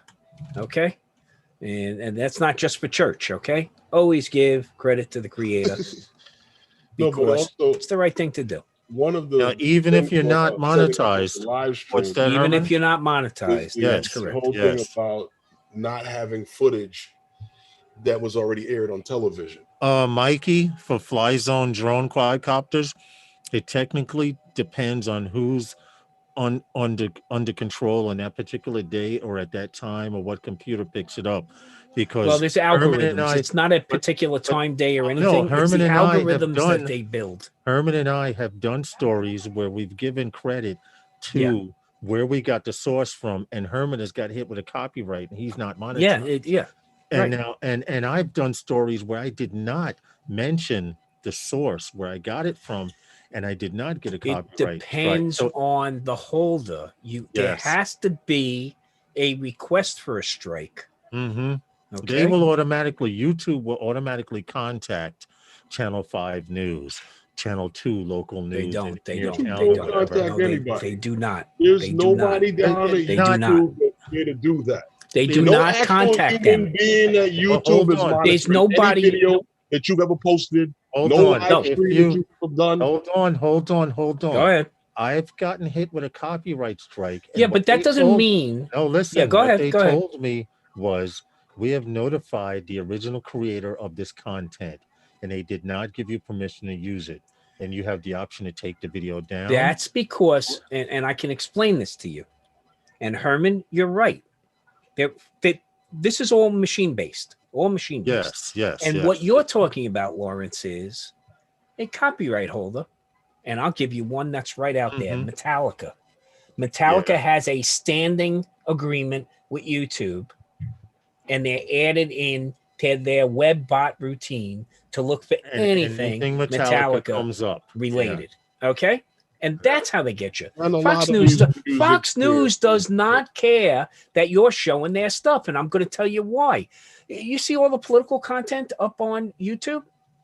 Brian Tyler, this one, True. that one. They're always look at what just happened on CNN. Look at what just happened Yeah. on Fox. Commentary is protected. Okay, Or it's and supposed to you be. can editorialize, but what usually happens is product manufacturers or content generators now realize everything you see on Fox is not news, but that's true True. for CNN as well. Mhm. You have the opinionators. That's not news. Hard, fast news you can rebroadcast. Opinionators are creative content. Right. Okay. And so if you get a takedown notice, it's more than likely that it's that production group Mhm. has filed a standing cease and desist. order. Yeah. That's YouTube. exactly what it is. That's And how I it need to usually correct. happens. It's not a copyright strike. It's more of a slap on the hand because a copyright. It's a strike, takedown. It's a takedown notice. Right. I got Yes. a file over here that has forms in it that if somebody takes my content, this can get emailed out to them, a cease and desist. Yes. Okay. And so I've had it so happen this to is me. an automated solution that It YouTube is had it to put is in place. totally automated because I Yeah. had it happen to me, Tom. I had a guy take my video from I shot of Queensbridge, and he put 50 cents music to it, and he was getting hits and hits So, and hits. so Drone So Shot they were said, searching for 50 Cent, but they used Yeah. my content, and they gave me the option. They said you can contact them personally and ask them to take it down, or within a certain amount of days, we're going to take it down anyway. And I contacted him first, and he took it down within 2 days. right. And I have issue resolved, actually. So I Drone Shot can't- said he had the news ask him if they could use a video back in 2016, and he let them, and then they went and got a drone. Go figure. Of course they did. Hey, Chris, The National Press Photographers Chris. Association is big on news entities using aerial, UASs for aerial one thing, content. what I will say to you is that when you set up your live stream, in the section where it asked you if any of the footage shown on your channel was ever shown on television, On television. do not check no. But you can give attribution. Now, if you check no, that none of this content was ever on TV again, you're Now not you're being lying. truthful and meeting the terms and conditions of your agreement. Right. Okay, because what happens is when you check the box that some of this content has been on TV before, then those certain web bots go into action. And they check to go see, is this attributed to this, to that, who belongs to it? Look, I had a strike done on me with a legitimate license for the content. Yeah, so did I. And then all I said when YouTube contacted me, I said, here's the license number. And you know what YouTube did? They put it up on my video. Yeah, They actually I didn't add that content in the show. they more. added it. They did. Okay. That the copyright, this music was provided under license. If you're interested, click here. And I'm like, hey, wait a second. What happens if I had an affiliate agreement with this company? You're taking my thunder away from me. Okay. Here, I want to show you guys something really quick. For those of you who think that you can show 30 seconds or 5 seconds, like Tom mentioned, it is actually a bot. And what happened is right here, I had a video. New York City is the largest city. It had to do with Queensbridge projects. Okay. And the guy's channel was Nature Lover Channel. They gave me the option to contact him directly and ask him to remove it. And it, as you see, green here means it was resolved. Video was removed. Same thing with another with an old video. I cringe when I see it. But this guy, Addy, whatever, had 73 subscribers, and he took my footage and talked over it. Now, this one I was surprised about because they told me we removed this guy's video. I don't know how. I don't know how he did it, but he didn't change the title or anything, and he was getting hundreds and hundreds of views every day, and they removed it themselves. I just got to notice. And Lawrence said, "I want those views. Give me those views, damn it." What's up with the views? Can I have half of them? But that's what YouTube is doing. And for those of you who are YouTube creators, such as us, you need to know you can only show but so much. Just like if you have a Coca-Cola can and the Coke sign, you've seen it on TV. They blur it out or whatever. Yep. All of that stuff counts. So it doesn't matter. This is according to YouTube right now. It doesn't matter if it's just a short clip, 10 seconds or 30 seconds, you still can't use it. The only way to legally use, I'm talking about music here, on YouTube is to get permission from the copyright holder or whoever does actually own the rights to the music, okay? Because basically the question I asked is, can I use 7 seconds? Now, if you're in the broadcast industry, you can use 7 seconds of a music clip before you have to pay, okay, YouTube hit you the copyright for cap licensing, right? Right. But YouTube does it their own way. Yeah. YouTube will So YouTube slightly changes music copyright claim rules to favor creators. Now, there was a slight change where they said YouTube will allow content creators up to 10 seconds of Marcel. How are copyrighted you? music in their videos. Marcel. Okay. Well- But that's for unintentional use, like this just came out, quick clip, and then cut right into discussing it, but not actually playing the song. Right. Right. That's why you'll often hear, even on radio shows, or like there's radio shows where they're talking to an artist and they go, well, we love you to play you the song, but unfortunately we don't have the rights to play that right now. Well, Tom, I'll tell you this. I had the free trial with Epidemic Sounds. I downloaded the 3 songs. Sent you guys a text. Yeah. And I put the songs in my library. I used 2 of them. Yeah. Went back a month or so later to use the other one, and I got a copyright strike from Epidemic Sounds. Yeah, it's The not other the first 2 time I heard that. The other 2 were no Right. problem, but at one of them, if you heard it, you'd be like, "Why didn't you get a copyright strike for this?" If you hear the song, it was what was that? That was the day that we actually started those guys over at what was that? Bridge Park, right, Lawrence? I got you, Tom. Yes. I remember that. I do remember that. Okay. Yeah, that's when we started those guys right there at Bridge Park. I used to play Little League in Bridge Park. You're right. Because we Queensbridge did our first vlog, and I need to play that back. I need to cut that section out. That actually started because Herman was like, I'm not comfortable. I'm comfortable doing live streams, and this sounds stupid, but I'm not comfortable vlogging. And I was trying to vlog, and Herman goes, "Yeah, those guys." And if you look for a millisecond, you see my face go like, "Oh shit, where's he going with this?"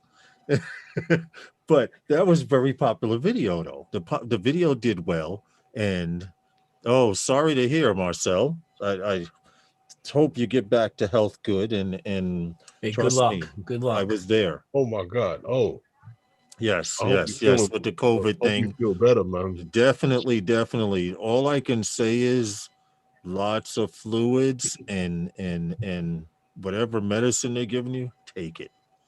And if you Plain can and move, simple. So I- Sean from Geek Spana your said he had airways 6 open. different claims on his NASA streams from foreign companies who don't own the content, and YouTube was very helpful in removing them.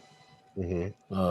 Yes, and Yeah. and There's that's people all- poaching all over the place. That's Yeah, you all ain't kidding. fully automated. Goodness, Phil Koshak. Dave Innes, what's good? How are you guys out there? Hey, And we Dave. appreciate you coming to Sunday nights with those guys. Unfortunately, you've missed most of the drone news. We kind of got into some. Well, we topic went of- squirrel about 15 minutes ago. Yeah, Okay. yeah. This is the squirrel portion of the show.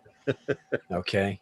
But as far as being a YouTube creator, there's just certain stuff that will slip through and certain stuff that won't. Like, for example, It's a gray area with monetization too. Sorry to cut you off, Yes. but because you got to be careful with this too. Is there's being monetized and reaching the number of watch hours and getting the number of subscribers, but you realize you can stream now without being monetized.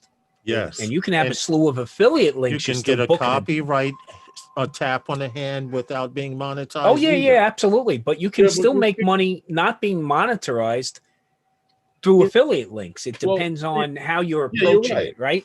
So that brings up a gray area now when you're talking about copyright and I'm not monetized, so I'm I should be able to use this. Well, it's not Creative Commons, okay? Well, So you can't just necessarily take somebody's intellectual property. right. And guess what? Since Right. you are using it commercially now, kind of in a way, right? It's those of us who fly a drone, but I flew it for the church and I donated Mhm. the video to the church for their spring festival. They don't care about that's that. commercial. That's commercial use. Therefore, you Yes. should have You're, part you're 107, right? absolutely right, Tom. But also, what you got to keep in mind, the guys that say, "Oh, I'm not a monetized channel, so I can." I'm not a monetized channel, so They're I not coming can. after me. You will never be monetized if you take that attitude. Yeah, but the thing is, you are actually monitoring. Now, street photography, right? I can take your photo. You're in a public place, Herman. No, I take your understand that. photo in the subway system. I can blow that up and show that anywhere. Yes, But what I understand can't do is I can't now apply marketing to that and say, Oh, I want to I respond use this product. to a Okay. text and I put it in. Okay. Sorry about that. Ignore that. I went to respond to a text and started typing on my keyboard and put my and answer. wound up in the chat. Yeah. Nothing inappropriate though. That's all right. But what happens is now if I say the picture of Herman and I associated that with Herman loves this type of beer. I'm gonna wind up in hot water because I don't have a model release. Okay. So now same picture used two different ways. One picture to show how I caught Herman crossing the street and blurred out the background and got him nice and sharp with, the yellow taxis going behind them with his blue shirt, completely acceptable. But if I say in there and I put some branding in there that, Herman loves this brand of beer, well, that's commercial use of his image now, and I don't have a model release. So you got to be careful here, saying, well, I'm not monetized, so what's the big deal? But if you're promoting something in your comments below, exactly, then you should be disclosing that as well. Hey, my links below are affiliate links to Amazon. You don't pay a dime extra, but I get a little taste on every purchase. Thank you very much, and thanks for supporting my channel, even though I'm not monetized. You're still making a buck, so be careful. You're right, but what I'm saying is that copyright strikes and guys that say that, oh, that's no big deal because I'm not a monetized channel. So you get struck. You might never be a monetized channel, or even on YouTube if you continue to take that idea, that thought. Well, true. Well, they'll shut you down. Actually, I mean, if all they're doing is getting strikes against you, okay, they'll shut you down. Well, they give you the smack. And you'll have to change your name, and you'll have to get a new email, and then your account is deleted. Right. They give you a few smacks in your hand, but a real copyright strike, they only give you 3. And they tell you this in the terms of service, the TOS. If you get a copyright strike, you are only allowed 3, and we have the right to delete your account. They're not saying put it on timeout or whatever. Now, when I say copyright strike, I mean, oh, wow. They told me this music was, I thought the music was copyright free. And it's not. Apparently someone has a contract for that music somewhere and says I can't play it. In which case, either they ask you to change the song or they let the video keep playing. Like what I do is... Or they make any revenue off of any of the ads that are playing as a result of your music. Right, which I've contacted a few music creators on YouTube. And what I've done is I've said, look, I like this song. Do I have permission to play your song on my channel? And the guy in the email, I keep a copy of that, because then if YouTube says, hey, this song is copyrighted, I can show them that email saying, hey, this guy gave me permission to play his music. This is how you contact them. And usually if you appeal it, you can win that, but you need proof that you have permission to play that music from that person. Yeah, but what I'm saying is that there are artists out there that do not want their music played by anybody. True. You get those strikes, true, okay, they will shut you down. Not only that, is if you're a repeat offender, then the copyright owner can go after you. Now, copyrights, everything I photograph is copyrighted to me. Now, right. Registering my copyrights takes it a whole new level. So every year, what I do is I put together, and now it's all cloud-based. I put together the imagery I shot this year, my finals. I put them in a folder. They go up to the U.S. Patent and Trademark Office. I've been a member of the Professional Photographers Association for several decades now. Pay my dues every year. Got my certification years ago, the whole gambit, right? Okay. And what I do is I protect those images by filing them with the U.S. Patent and Trademark Office, and I get my copyright coverage for that. Now, if I just take the image by taking that shot, now, of course, in my cameras, I already have it written into the metadata that that's copyright Tom Dowling, and my contact information is in the metadata. So if somebody uses that, it can be found by a web bot, can find that. Okay. But what happens is if I don't register it and you use it, I can stop you from using it. I can send you a cease and desist, I can have it taken down. Okay. But if I actually registered the copyright, then I can sue you for monetary damages. Now, here's something I loss of want to potential point out income, that Fly and Guy use of Merrill my mentioned. He said, I signed up for epidemic music so I can use solid music in my videos. Now, I want to point this out. You signed up for it, and that's exactly what they want you to do. Now, what happens is they encode the music so that when you're It's playing your metadata. copyright, right, Yeah. metadata, so that when the copyright comes up for that song, it says, okay, he's paying for a service for this. Now, if you try to get slick and just record music from Epidemic Sounds, it does not have that metadata that says you have the permission to play this music. And I want to point that out to people, because a lot of people say, oh, if I record it from here, this site that offers music, if I just record it, I don't have to join the service. It don't work like that. It does not work like that. If you're a member of Epidemic Sounds, and Epidemic Sounds, they offer you 3 free songs. I got a copyright strike for 2 of the songs because I didn't become a member of Epidemic Sounds. Now, Yeah. let me Okay, ask you, I chose to say go you have a I chose to go copyright with another strike music source. or a copyright claim. Copyright claims usually Claim. come before strikes. Yes. But here, Sean said if that musician then signs a contract and they lose the rights to it, and your permission then is void. I want Yes, to know. that's true. So no. yes, it's How? happened. Here's what happens. So I contract with 2 services. Okay. Mhm. And I'm not getting back anything right now because I'm not in the comments with an affiliate link. You'll have to come to my site.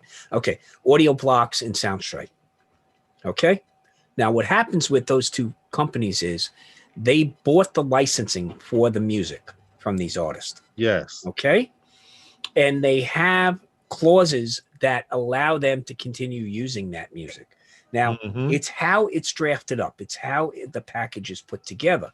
But yes, if say an artist has a catalog of music and they're offering that out, Right. and then they wind up and they sell that catalog of music, okay, to company XYZ, that company could, if sold the exclusive rights to that music, put a claim against your use of it. I'm glad you clarified that, because I had exactly that happen. The original creator of the music no longer owned the rights to it. And a rinky-dink company that buys up music from people They do it all the time, man. hit me. They do it all And the I time. was like, who the hell is this? This is the creator. And they let me know that I don't have permission to play their music, but they didn't ask me to take it off. You know why? Because it still brings whatever little revenue it brings in. And there were a lot of, like you said, Tom, there are a lot of people out there doing that, buying the copy, the rights to people's music, and whether that person owns it or not, if it's on YouTube registered that Tom Herman Music Company owns that particular song, well, they can ask you to take it off, or they can let you play it and take your revenue if you're monetized. They take if you're they take the revenue monetized, from it. whether you're monetized or not, they're taking your revenue. That's how they get it. That's how YouTube gets over, by the way. Mm-hmm. You're 100% right about that. YouTube never wanted to take content away because content is gold for them, right? Yes. So YouTube will say, hey, license holder, we're going to cut you in for a portion of the proceeds. How's that? Okay. So, it's a good business model if you're on the right side of things. But us as creators don't often happen to be on the right side of things with YouTube. Just hide the video. What'd you say, Herman? Just hide the video. Just hide the video. All my good videos are private. No. No, I'm saying the one you get the copyright claim one. I'm having individual showings. I'm gonna do a drive-by, pull up to your house. I'll hang the iPad out the window and let you watch that private video. We got a couple of private videos. We got a couple of our behind-the-scenes F-Huffsets. The views and opinions that are heard tonight are not necessarily the views and opinions of everyone on Lawrence the panel. is trying to say and everybody but him. I have to put that fly zone drones. You need a disclaimer like that because every now and then, you have to make that statement. That's because Lawrence never knows. Lawrence never knows what's going to come out of my mouth, and I never know how Lawrence is going to mispronounce a name. Okay, this is so true. We're both at risk there. This is true. I swear, Herman, I've been thinking about feeding a couple of things just to see how Lawrence would pronounce them. We used to do that with like Dick Hertz and Maya Gash, stuff like that. Okay, so does YouTube email you when you give a copyright complaint? No, just put it right there on your it's automated. Now, here's how it works.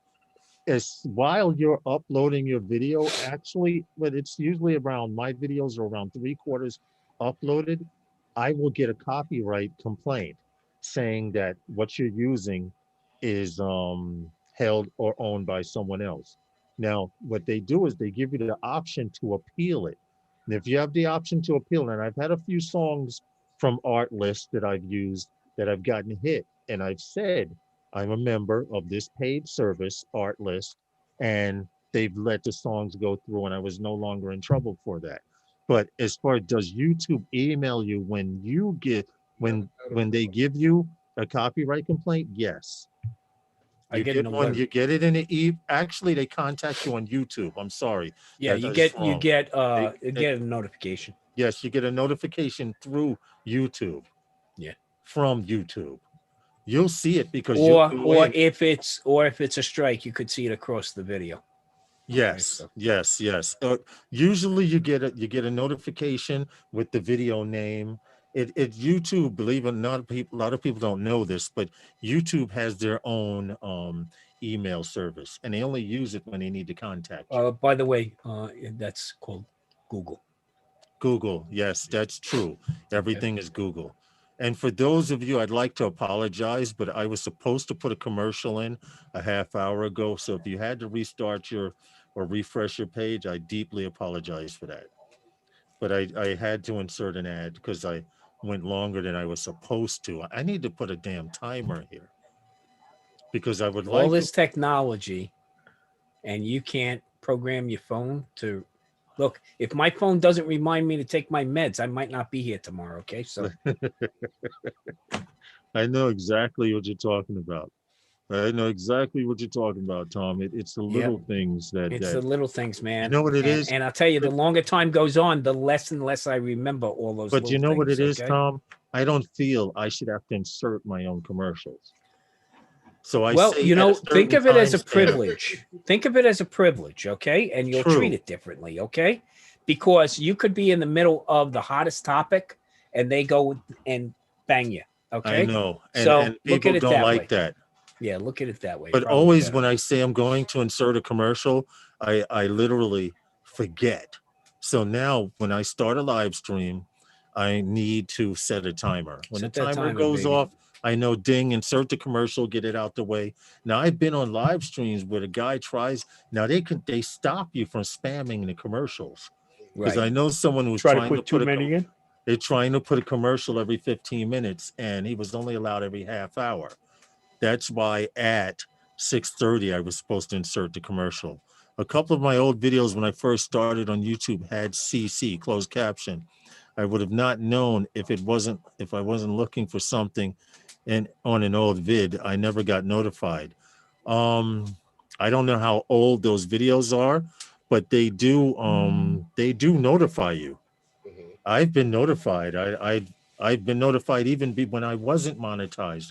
I was notified, hey. I also get notifications in email, so I have it set up where I'm also that's what I also have it set up for. Yeah. I want them to email me and send me a notification. And it does come from Google. And if Tom they had is an right option, about that. if they had an option for snail mail, I'd be getting it delivered too. Okay. I hate being opted in. Okay, for paperless billing.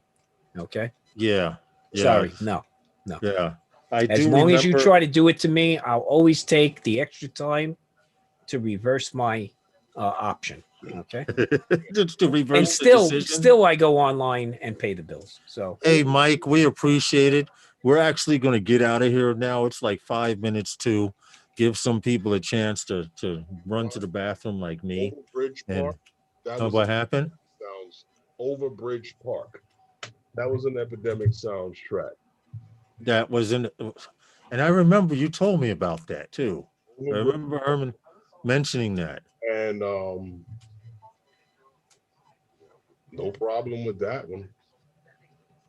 yeah, the only place you seem to be able to get away with it constantly is Facebook. I mean, you can use anybody's catalog of music in Facebook, it seems. Well, Okay. not so much as of lately. Because I've been getting well, you know what it is, because I uploaded it from TikTok.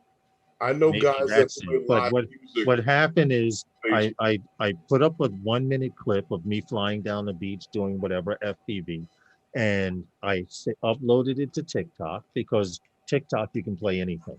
All right. And I took the song and the TikTok link and I put it in Facebook, and Facebook sent me a message immediately saying that this song is being blocked by Facebook in certain countries. Oh, in certain countries. Yes, in certain countries. And now that's what I do remember. I know. Yeah, what all my you- content keeps getting blocked in North Korea. I don't know what it is, man. Well, as far as music is concerned on Facebook, I know people who DJ and they play live on Facebook, and sometimes they get shut down and they start. Yeah. I've seen that happen. What is this Philip says? I know what you were saying about splitting music, using Epidemic Sounds and getting pop, about what doing full song embedded. Yeah. They code their music. Most companies today do actually code their music. But listen, guys, we need to get out of here. I'm hungry. I'm speaking for myself.